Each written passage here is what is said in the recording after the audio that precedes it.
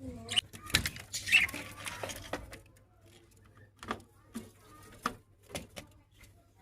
so you know right how to make protein.